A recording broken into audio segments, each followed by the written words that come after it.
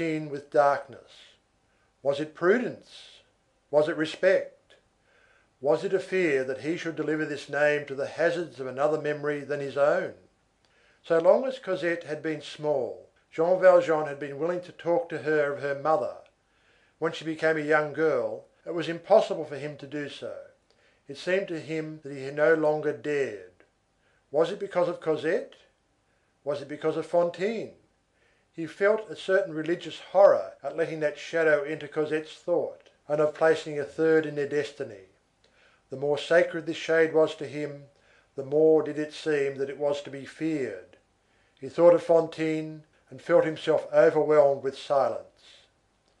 Through the darkness, he vaguely perceived something which appeared to have its finger on its lips. Had all the modesty which had been in Fantine, and which had violently quitted her during her lifetime, returned to rest upon her after her death, to watch in indignation over the peace of that dead woman, and in its shyness to keep her in her grave? Was Jean Valjean unconsciously submitting to the pressure? We who believe in death are not among the number who will reject this mysterious explanation. Hence the impossibility of uttering, even for Cosette, the name of Fantine. One day Cosette said to him: "Father, I saw my mother in a dream last night. She had two big wings. My mother must have been almost a saint during her life." "Through martyrdom," replied Jean Valjean.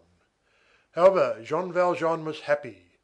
When Cosette went out with him, she leaned on his arm, proud and happy, in the plenitude of her heart. Jean Valjean felt his heart melt within him with delight, at all these sparks of a tenderness so exclusive, so wholly satisfied with himself alone.